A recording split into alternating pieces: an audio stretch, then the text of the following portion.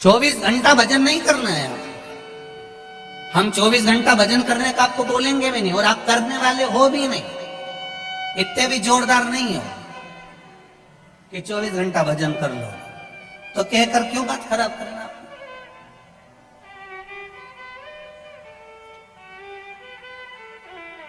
एक माता पिता अपने बच्चे से कहते हैं, बेटा बनो तो राम बनो, बनो तो श्रवण बनो, और बेटा रोज नाराज होता है अपने मम्मी पापा पे। क्या पिताजी रोज राम और श्रवण बनने को कहते हो, कभी कृष्ण बनने को तो कहते ही नहीं हो। पिताजी ने एक थप्पड़ दिया औलाद में, पुत्र में, तेरे को कृष्ण बनने को कह दूं और तू गलत काम करने में लग जाए। भगवान कृष्ण को जानकर, लोग जानते तो है नहीं कि भगवान कृष्ण ने चीर की लीला क्यों करी, भगवान ने माखन चोरी की लीला क्यों करी, भगवान ने ये सब लीला क्यों करी। बस उसका गलत मतलब दुनिया ने निकाला, पर अच्छा मतलब कहां निकाला। इतने में पुत्र ने कहा, मैं राम और श्रवण बनने को तैयार हूं। जैसे दशरथ जी ने पूरी सत्ता राम जी को सौंप दी थी, लाओ मुझे तिजोरी की चाबी दो।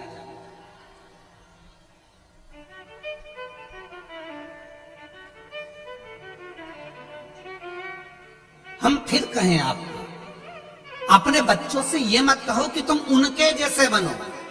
अपने बच्चों को इतना संस्कार दीजिए, इतना संस्कार दीजिए और इतना अच्छा बना दीजिए कि दुनिया के लोग कहें कि उनके बेटे जैसा बन जा। यह संस्कार होना चाहिए, यह ज्ञान होना चाहिए।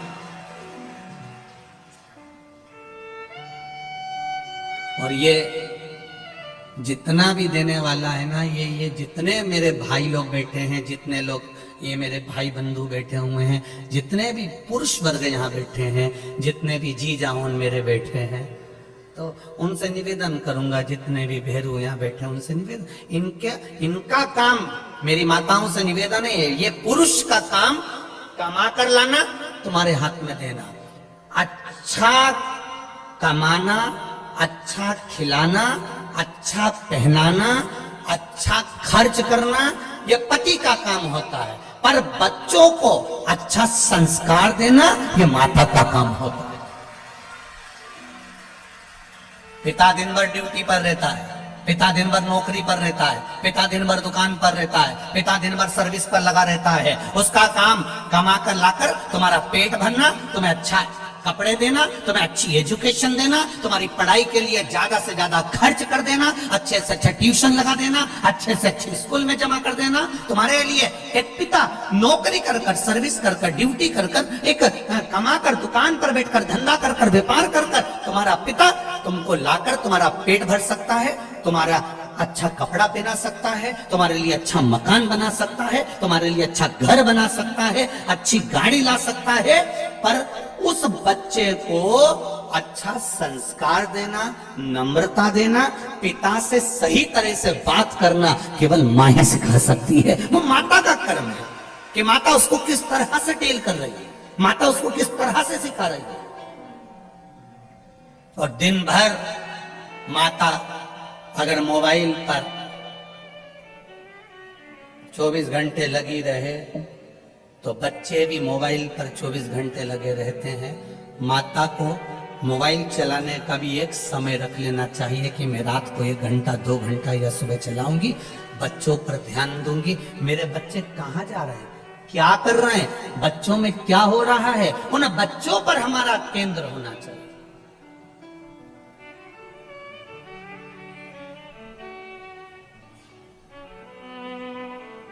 जब बच्चा बड़ा हो जाता है ना, तब मां पूछती है कहां जा रहा है। जब बच्चा छोटा रहे तभी बच्चे पर इतना कंट्रोल होना चाहिए कि वो जाए तो बता कर जाए, मम्मी मैं मेरे दोस्त के यहाँ जा रहा हूँ, मेरे को कॉपी लाना है, मम्मी मैं अभी आता हूँ, मम्मी मैं अभी पहुंचा। तब माता के सामने, अब माँ कहे बच्चा बड़ा होने के बाद में पूछे कि कहाँ जा रहा है, तो बच्चे को बुरा लगता है फिर, क्योंकि इतने सालों से उसने पूछा ही नहीं था। आप क्यों टोक रही है, आप क्यों बता रही है, आप क्यों बोल रही है। और मान लो तुमसे बच्चा नहीं संभला और इतने में पिता सामने आ गया और पिता ने फिर संभालना चालू करा, तब भी मां सामने आके खड़ी हो जाती, 9 महीना पेट में रखा है, हाथ मत लगाना मेरे छोरे को। 9 महीना पेट में रखा है, मेरे बेटे को हाथ मत लगाना। बार बार जरा जरा सी बात में मारा मत करा करो, बच्चों को जरा ध्यान रखा करो। तुम जरा जरा सी बात के लिए टोकने लगते हो, मारने लगते हो।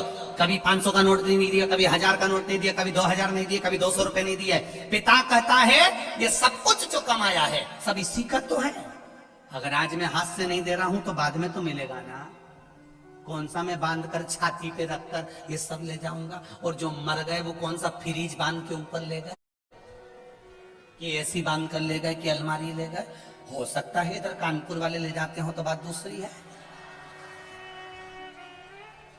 कौन मरने पर लेकर चले गया? सब छोड़ा तो यही है। और इतने लोग बैठे हैं, अगर बेटा नहीं भी पूछता है, बच्चे नहीं भी पूछते हैं, इसके बाद अगर कोई कह दे इनसे कि तुम्हारा बेटा तुमसे नहीं पूछता, तुम्हारी बहू तुम्हें नहीं पूछती, तुम्हारे रिश्तेदार तुमसे नहीं पूछते, तुम्हारे परिवार वाले तुम्हें नहीं पूछते, एक काम करो पूरी प्रॉपर्टी उठा के कहीं दान में दे दो, तो भी नहीं देगा। औलाद कितनी भी बुरी हो, बहू कितने भी ताने देती हो, नाते रिश्ते कितने भी बेकार क्यों ना हो, तो भी कोई अपनी प्रॉपर्टी, अपनी जमीन, अपना धन किसी को नहीं देता। भले बहू गाली पर गाली दे तो भी सास मरते समय भी पूरा जेवर उसी को देकर जाती है, क्योंकि वो पाल पोस कर बड़ा करा है उसने। कैसे उसको बिना सामग्री के छोड़ दे? माँ और बाप जैसा तो दुनिया में कोई फरिश्ता होता ही नहीं है, जो देता ही देता है। माता और पिता जैसा कोई संसार में फरिश्ता नहीं हो सकता। दुनिया में सबसे पहला अगर कोई परमात्मा है, दुनिया में सबसे पहला अगर कोई भगवान है, दुनिया में सबसे प्रथम अगर कोई परमात्मा है तो वो मेरे माता पिता हैं, आपके माता पिता हैं, जिन्होंने कुछ आपसे लिया नहीं है, आपको जिंदगी भर दिया ही दिया है। रात भर जगती है, तुम्हारे ऊपर कंबल उड़ाती रहती है, रात भर रोती है जब तुमको एक इंजेक्शन लग जाता है, तुम्हारे शरीर में कष्ट हो जाता है, तुम्हारी पढ़ाई के लिए, अच्छी एजुकेशन के लिए, तुम्हारी विद्या के लिए वो मायके तक नहीं जाती कि इसकी एग्जाम चल रही है, इसकी पढ़ाई चल रही है, मैं नहीं जाऊंगी, अभी इसको पढ़ाऊंगी और इसका एग्जाम है। वो अपना जीवन खुद खा रही है। इतने में बच्चे ने कह दिया मम्मी क्या खा रही हो, मुझे दो। एक ग्रास मुंह में गया था, इतने में पूरी प्लेट अपने बच्चे के हाथ में दे देती है। वो दुनिया में कोई दूसरा नहीं, परमात्मा ही हो सकता, केवल एक परमात्मा।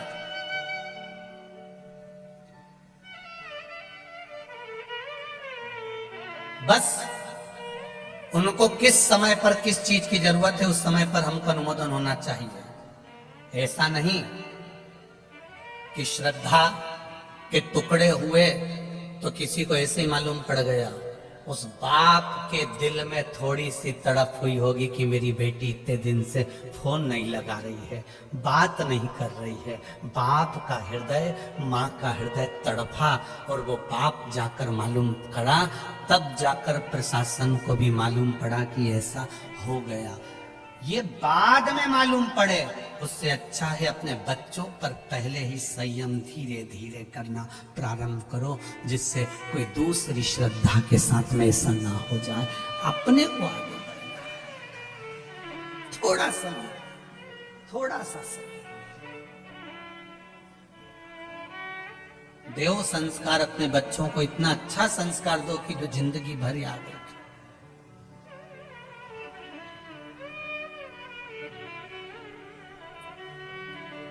मीरा भी अच्छी थी, कर्मा भी अच्छी थी, ध्रुव जी भी अच्छे थे, प्रहलाद भी अच्छे थे, जितने भी थे सब अच्छे थे।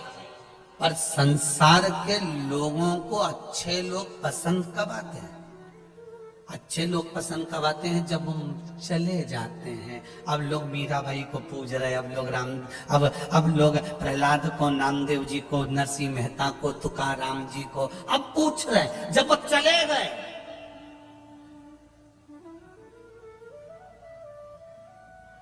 दुनिया के लोगों को अच्छे लोग पसंद कब आते हैं? जब वो चले जाते हैं। बहू सास को इतना लंबा पल्लू रखकर प्रणाम कब करती है? जब सास चली जाती है।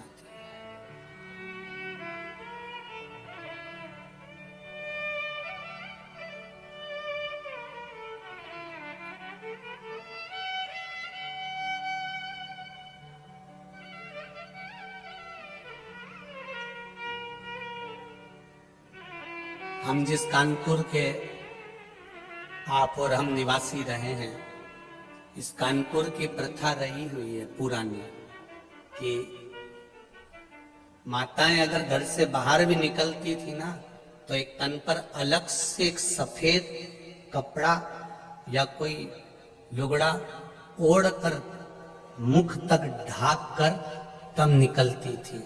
ये यहाँ की प्रथा रही हुई है। कितनी मर्यादा रही हुई है, जरा ध्यान दीजिए।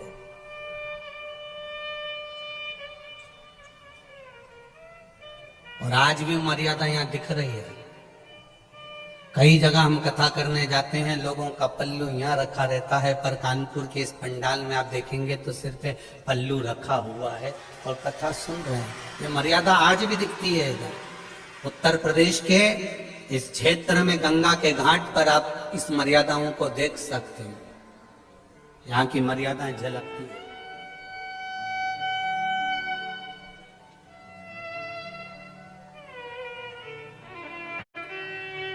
होना चाहिए थोड़ा सा। अपने जीवन का एक आनंद ही दूसरा है, सुख ही दूसरा है। करो। बहुता में हम बहुत नहीं कहते आप लोगों से कि आप बहुत कंट्रोल में रहें, हम तो इतना कहते हैं। वो कोई कह रहा था आज के गुरुजी कि आज कोई कह रहा था वहीं पर सुबह सुबह के टाइम पर, गुरुजी अभी तो शिव पुराण की लहर चल रही है, एक तरफा सियोर वाला महाराज की शिव पुराण की लहर चल रही है। हमने कहा भाई लोगों को गलत फहमी है, ये शिव पुराण की लहर नहीं है, ये शिव पुराण की मेहर है। ये लहर नहीं है। जो आज बच्चे बच्चे शंकर जी के मंदिर में जा रहे हैं, एक लोटा जल चढ़ा रहे हैं। घर के बहू और बेटा भी एक शिव जी के मंदिर में जाते हैं। और मेरी माताएं भी अपने पति से भी कहती हैं कि एक लोटा जल चढ़ाना फिर चले जाना दुकान। और कई पुरुषों को हमने देखा है दुकान जाते समय बोतल में पानी भरा हुआ है तो बोतल का पानी ही शिव जी को चढ़ाते हुए निकलते हुए चले जाते हैं। ये लहर नहीं है, ये मेहर है शंकर भगवान की। ये शिव जी ने आशीर्वाद दिया है शिव महापुराण के रूप में। ये भोलेनाथ जी ने तुम्हारा हस्त कमल पकड़ा है इस शिव पुराण के रूप में। ये शिव कृपा है, ये शंकर की उदारता, ये शंकर की दया है, ये करुणा है।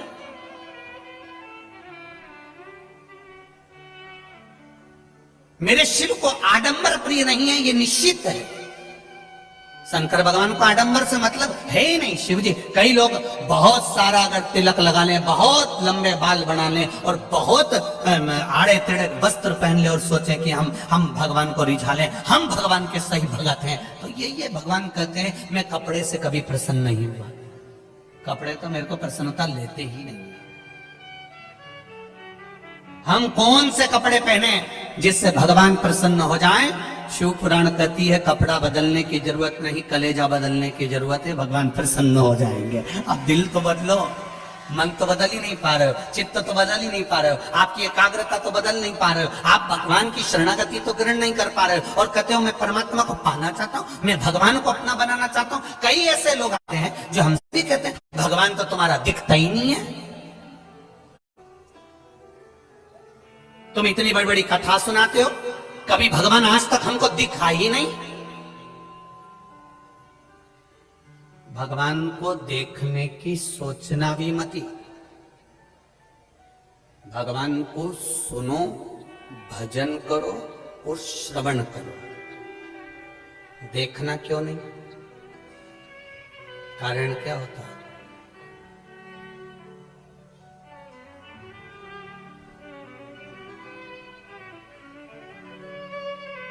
जिस छोरी से शादी होने वाली रहती है ना, छोरा उनकी, और जिस छोरी की शादी छोराओं से होने वाली होती है, पहले मन में कितनी उमंगता होती है कि एक बार मैं इसको देखूं, एक बार देखूं, एक बार देखूं। और शादी नहीं हो जब तक तो ललकता रहे कि देखूं, और जब जगदम्बा घर में आ जाए फिर भेरू तेरे को रोज का सिंदूर चढ़ा है, रोज। अब क्या कहता है, मैं तो मर जाऊं तो अच्छा, इससे पीछा छूट जाए तो अच्छा। क्यों? पहले तो तू गा रहा था, तुझे ना देखूं तो मुझे चैन आता ही नहीं है। पहले तो तू ही गा रहा था, अब कहां गया? ये संसार है भाई। तुम्हारे पास में जो गाड़ी नहीं होती है, 2 व्हीलर 4 व्हीलर, जो कंपनी की गाड़ी तुम्हारे पास में नहीं है, उसको पाने की ललकता बढ़ती है। बोलो सही है कि गलत है? जब वो गाड़ी तुम्हारे दरवाजे पर आ जाती है तो 2 4 8 दिन 15 दिन महीने भर के बाद ललकता समाप्त। तुम्हारे पास में जो पर्दे नहीं होते, किसी क्या देखिए हो तो ललकता बढ़ जाती, पर्दे आ गए ललकता समाप्त। फ्रिज नहीं है तो फ्रिज की ललकता बढ़ रही है, फ्रिज लाना है, फ्रिज लाना है, फ्रिज लाना है, फ्रिज घर में आ गया ललकता समाप्त। लोग कहते हैं कि परमात्मा क्यों नहीं दिखता? शिव महापुराण की कथा कहती है इसीलिए नहीं दिखता क्योंकि वो तुम्हारी ललकता समाप्त नहीं करना चाहता। वो चाहता है तुम्हारा भजन चलता है, वो चाहता है तुम्हारा स्मरण चलता है, वो चाहता है तुम 1 लोटा जल चढ़ाते रहो, वो चाहता है तुम भजन करते रहो, वो चाहता है तुम कीर्तन